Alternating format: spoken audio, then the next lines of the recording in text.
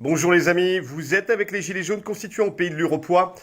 Nous sommes aujourd'hui avec le citoyen André Bellon, polytechnicien, ancien administrateur de l'INSEE pendant plus de 30 ans ou 35 ans, ancien député PS, puis il a quitté le PS, il était indépendant, ancien président de la Commission des Affaires étrangères de l'Assemblée nationale. Donc un homme qui connaît le système de l'intérieur, et Marseillais aussi. Et Marseillais.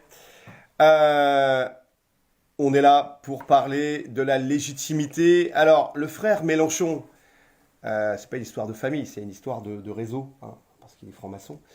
Le frère Mélenchon accuse le gouvernement de ne pas avoir de légitimité. Et ça nous amène tout simplement à la question, qu'est-ce que la légitimité en politique? Alors ça, c'est une très très vieille question euh, qui revient en ce moment, et pas seulement par Mélenchon, mais enfin lui, dernièrement, en a parlé. Alors, d'abord, il y a un débat très ancien, comme je le disais, entre légalité et légitimité. Chaque fois que l'on est dans une crise politique, savoir si un gouvernement est vraiment légitime, on dit oui mais il est légal. Et c'est vrai que le gouvernement tel qu'il est aujourd'hui est légal. Il y a eu une élection, il y a eu des députés, il y a une majorité relative certes, mais tant qu'il n'y a pas de motion de censure, il y a un gouvernement, donc c'est légal. Est-ce que pour autant c'est légitime? Et je pense que ça mérite qu'on y réfléchisse. Légitime pour moi, ça veut dire bien entendu appuyer sur des institutions, mais ça veut dire reconnu comme légitime par le souverain naturel en République, qui est le peuple.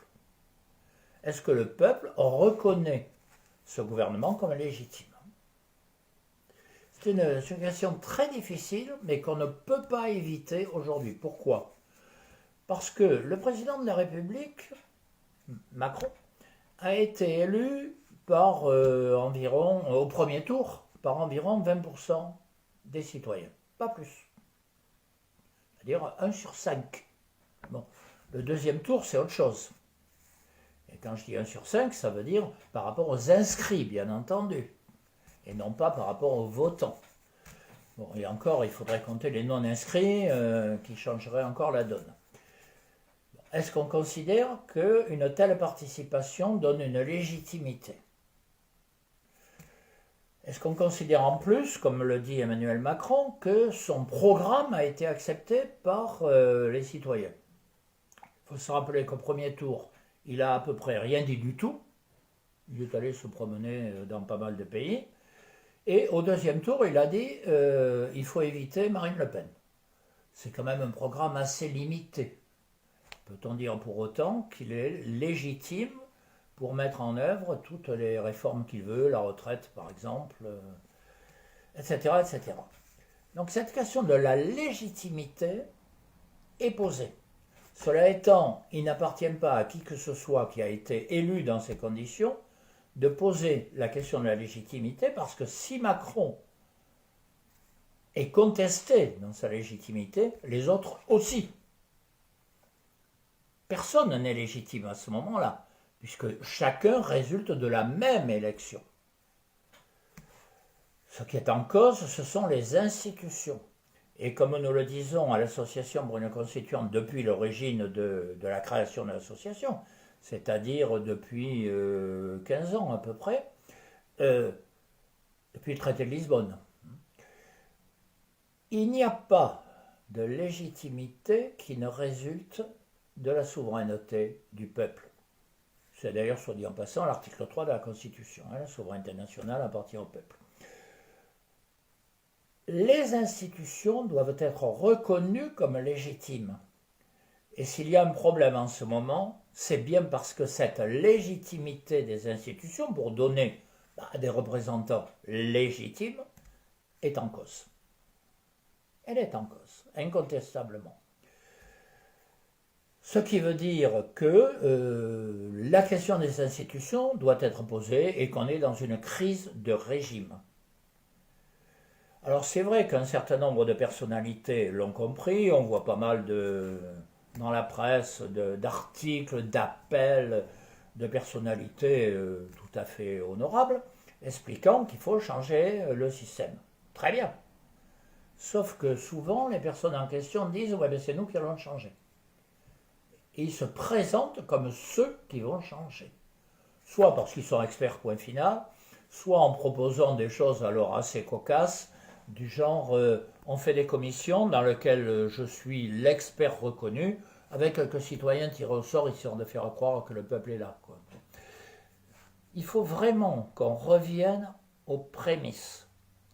La légitimité en démocratie résulte de la souveraineté populaire et donc de la volonté de tous les citoyens, de chaque citoyen. Après, ils veulent l'exercer, ils ne veulent pas l'exercer, mais tout citoyen a droit à y participer. C'est bien pour ça que la constituante doit être élue de telle manière que chaque citoyen puisse s'exprimer. C'est pour ça que nous disons qu'il faut le faire au niveau des communes et des quartiers. C'est là que les citoyens se retrouvent le plus facilement à la fois entre eux et en eux-mêmes. Donc la seule solution est là, et ça urge, et c'est celle-là qui rétablira la légitimité des institutions, du pouvoir et de l'exercice du pouvoir. Merci de ce retour sur ces questions de légitimité. On pourrait aussi se poser la question, quand des criminels votent des lois et font passer des lois, ces lois deviennent donc des lois criminelles. Voter à 60 à 3 heures du matin, par exemple, et là ça nous pose la question entre le légal, c'est légal. Je n'ai fait qu'obéir aux ordres, disait le chef des flics, tu sais, qui nous a nassés, etc. Je ne fais qu'obéir aux ordres. Donc on est dans la légalité, bien que cette loi, ça repose sur des lois votées par des criminels à 60 à 3 heures du matin.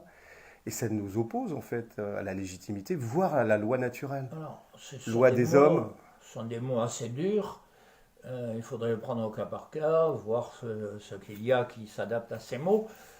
Si quelqu'un est au sens juridique du terme criminel, c'est plutôt ça la question.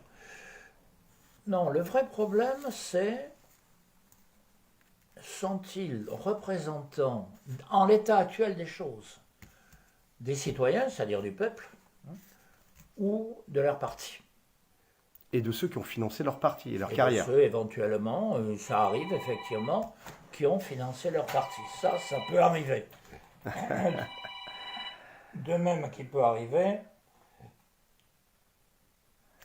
Parce que là, on a affaire. Il y a des gens qui vous appellent au moment où il ne faut pas. On a affaire à des gens, généralement à des pervers narcissiques, qui ne savent rien faire de leurs 10 doigts, qui se mettent en... Maintenant, il y a des familles, puisque regardez les Le Pen, c'est de père en fille, il y a même la nièce, il y a des dynasties de politiciens. Familial, qui n'est pas spécifique d'ailleurs à ce parti, on l'a vu en d'autres périodes. Donc. Alors, cela étant, je crois qu'il faut globaliser tout ça.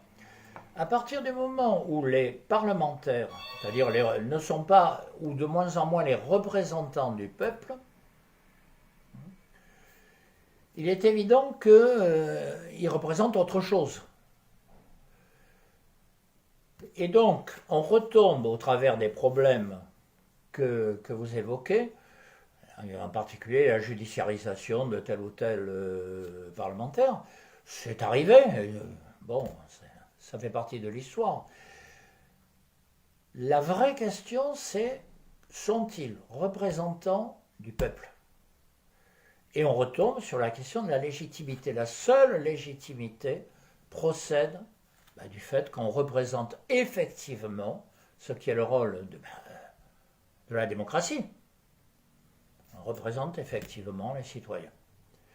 D'où le fait que nous devons nous repencher sur qui représente qui, comment est-il désigné de telle manière qu'il représente réellement, comment organiser, les élections, mais 2, le contrôle des élus une fois qu'ils sont élus.